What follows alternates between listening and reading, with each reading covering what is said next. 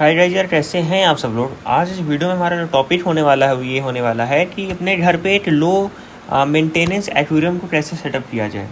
Low maintenance aquarium से मेरा ये कोई भी वो नहीं है कि मैं आपको कम पैसे वाला कोई ऐसा एक्वेरियम सेटअप करने वाला हूँ, ऐसा कुछ नहीं है। लो मेंटेनेंस से मैं ये आपको बताने वाला हूँ जो ऐसा एक्वेरियम जिसमें आपको थोड़ा सा मेहनत कम करना पड़े, अब वो एक तरह से थोड़ा कम ध्यान पे भी अच्छे से चले और बहुत ज़्यादा सेंसिटिव ना हो।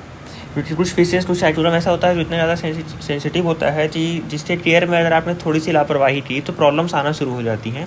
बट आज से जो मैं आपको एक्वेरियम सेटअप करवाने का बताऊंगा वो ऐसा रहेगा जिसमें थोड़ा सा आप ढीले भी पड़ेंगे तो आपका काम चलता रहेगा, कोई दिक्कत नहीं आएगा। बजट फ्रेंडली मैं कह सकता हूँ होगा, बट एकदम से ये नहीं कहूँगा कि भाई बहुत मैं कुछ ऐसा सस्ता सामान बता दूंगा जो बहुत ही सस्ते आपको मिलेंगे एंड बाकी एक्वेरियम से जो होते हैं बहुत महंगे मिलेंगे, ऐसा कुछ नहीं है। छोटा मोटा जो है वो फ़र्क आ सकता है। तो सबसे पहले तो मैं ये बोलूँ कि एक लो मेंटेनेंस एक्वेरियम जो होता है ना, स्पेशली बिगनर्स के लिए काफ़ी अच्छा होता है, क्योंकि शुरुआत में हम लोग उतना आइडिया नहीं होता प्रॉपर केयर कैसे किया जाए। एंड उस केस में एक ऐसा एक्वेरियम जिसमें ज़्यादा मेहनत ना हो बहुत अच्छा साबित होता है, क्योंकि उसमें आपको बहुत कम टाइम, बहुत कम एफर्ट्स, बहुत कम केयर की ज़रूरत पड़ती है। एंड अगर आपने उसमें सही सेटअप और सही फिशेस चुन लिया शुरुआत में ही, तो समझ जाइए कि आपका एक्वेरियम कीपिंग की जो हॉबी है वो काफ़ी अच्छी होने वाली है एंड काफ़ी लंबी चलने वाली है। एंड शुरुआत में अगर आपने कुछ गलत फिशेज रख ली जिससे कारण उनकी डेथ हो गई या फिर आपको रखने में संभालने में बहुत प्रॉब्लम आने लगा, तो लोग ऊब जाते हैं। उनको लगता है यार ये आफत पाल लिया हमने, ये तो हमसे संभाल ही नहीं रहा, कुछ दिक्कत आ रही है, इससे कारण या हमारे कारण ऐसा हो जा रहा है।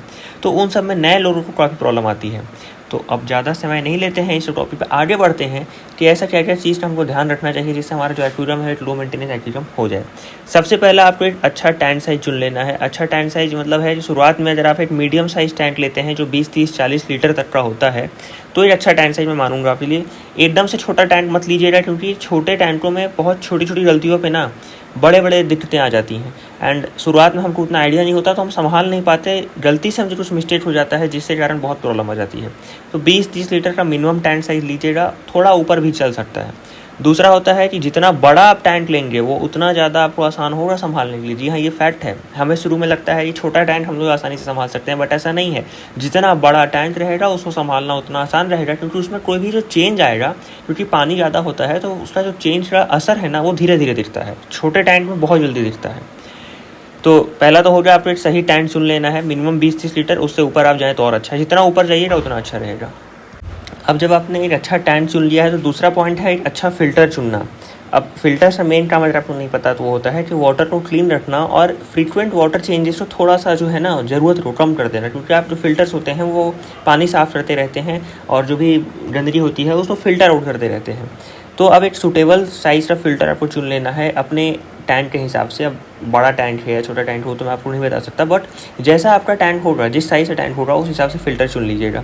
एंड मैं ये वो ज़रूर बोलूँगा कि स्पंज फ़िल्टर्स या हैंड एंड बैट फ़िल्टर्स जो होते हैं वो शुरुआत में आप ले सकते हैं, वो एक अच्छा ऑप्शन होता है, उसको आप लेके अपने टैंक में इस्तेमाल कर सकते हैं। तो दूसरा पॉइंट आपका फ़िल्टर पर कवर हो गया।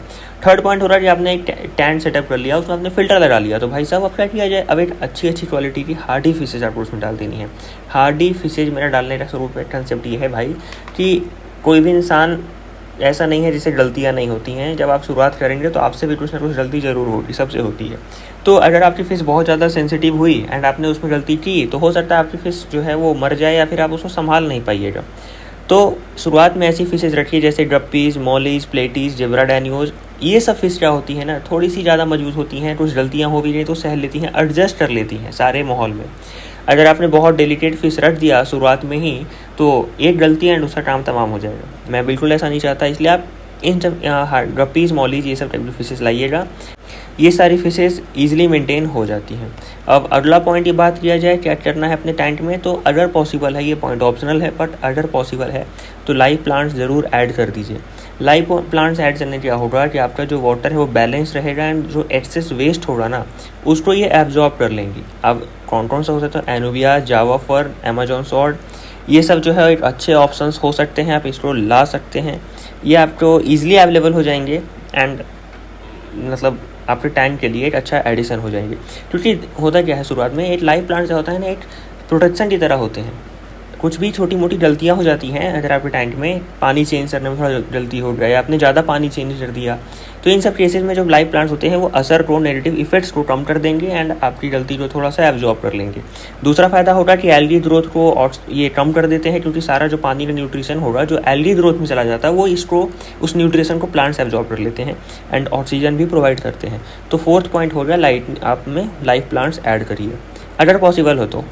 और फिफ्थ पॉइंट मैं आपको ये बोलूँगा कि भाई लाइटनिंग एंड फीडिंग, इसके ऊपर जो एक तरह से फीडिंग बहुत ही इंपॉर्टेंट पॉइंट माना जाता है स्पेशली बिगनर्स के लिए।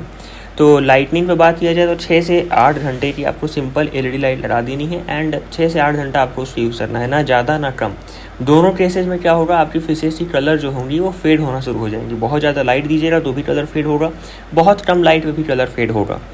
एंड जो फीडिंग वाला पॉइंट है ये मोस्ट इंपॉर्टेंट है, आपको ओवर फीडिंग बिल्कुल नहीं करना है। छोटे छोटे अमाउंट में दिन में 2 बार 3 बार आप फीड दीजिए। मैं 2 ही बार आपको सजेस्ट करता हूँ, 3 बार भी नहीं। सुबह एंड रात को 2 बार आप छोटा छोटा अमाउंट में फीड कर दीजिए। अब कितना छोटा अमाउंट वो तो आपकी फिश के साइज़ पे, क्वांटिटी पे डिपेंड करता है, बट हाँ इतना डालना है जो आपकी फिश शुरुआत में 30 से 40 सेकंड में, 50 सेकंड में खा ले। 2 मिनट 3 मिनट भी नहीं, 40 सेकंड 50 सेकंड में खा लेगी तो उतना ही सुबह उतना ही शाम को फीड कीजिए, एकदम मस्त आपकी फिश रहेगी। देखिए मेरे दोस्त, मैं ये शुरू से ये कहता आ रहा हूँ, जो मुझे समझ में आता है कि आपकी फिश थोड़ा कम खाएगी, थोड़ा खाली पेट रहेगी तो उसमें कोई दिक्कत नहीं आएगा, बट थोड़ा सा ज़्यादा खा ली एंड पेट ज़्यादा भर ली तो उसमें दिक्कत कन्फर्म है। तो आपको यही प्रयास करना है शुरू में, जब तक आपको प्रॉपर अंदाज़ा ना हो कि आपकी फिश थोड़ी खाली पेट रहे बट पेट फुल कभी नहीं करिएगा। ओवर फीडिंग बिल्कुल मत कीजिएगा। एक्स्ट्रा फूड जो होगा वो पोल्यूशन भी करेगा आपके वाटर में एंड दूसरा आपकी फिश उसको ज़बरदस्ती खाती है तो दिक्कत भी करेगा आपकी फिश को। ये प्रॉब्लम बहुत ज़्यादा होती है कॉमन एंड बिगनर्स को बहुत ज़्यादा होती है, क्योंकि उनको लगता है मेरी फिश बहुत कम खा रही है, इसको और खिला दो, या फिर ग्रोथ बहुत स्लो कर रही है, ज़्यादा खिलाएंगे तो ज़्यादा तेज़ बढ़ेगी। ऐसा कुछ नहीं होता, जितना नेचुरल तरीके से उसकी कैपेसिटी है उतनी ही बढ़ेगी, चाहे आप ज़्यादा खिलाइए कम खिलाइए, बल्कि आपको नेगेटिव इफेक्ट ज़रूर दिख जाएंगे। एंड जो 6th पॉइंट है जो मैं लास्ट बोलूँगा वो होता है रेगुलर मेंटेनेंस। वो क्या होता है भाई, तो 20 से 25% पानी हर हफ्ते 10 दिन पे चेंज कर दीजिए। ग्लास एंड फिल्टर जब भी आपको लगे गंदा हो जाए उसको साफ़ कर दीजिए एंड फिश हेल्थ को डेली 2 मिनट ऑब्जर्व करिए। अगर आप एक्वेरियम रखे हैं ना तो ये काम मैं बोलूँगा आपको, जब आप सुबह एंड शाम को फिश को फीड करने जाइएगा तो 2 मिनट अपने एक्वेरियम को ज़रूर देखिए, अपनी फिशेस को ज़रूर देखिए। थोड़ा सा आपका मन भी बहल जाएगा एंड उससे आपको उनकी हेल्थ का भी पता चल जाएगा कि आपकी सारी फिश सही है, कोई कुछ बीमार तो नहीं है, ये सब चीज़ आपको पता चलते रहेगा। तो इतना ही था दोस्त। इस वीडियो को पूरा कंक्लूड किया जाए तो एक लो मेंटेनेंस एक्वेरियम जो है वो पॉसिबल है अगर आप बहुत कुछ सही सेटअप चुनते हैं, तो आपको कम फुटरेस पे कम टाइम पे आपका एक्वेरियम बहुत अच्छा चल सकता है।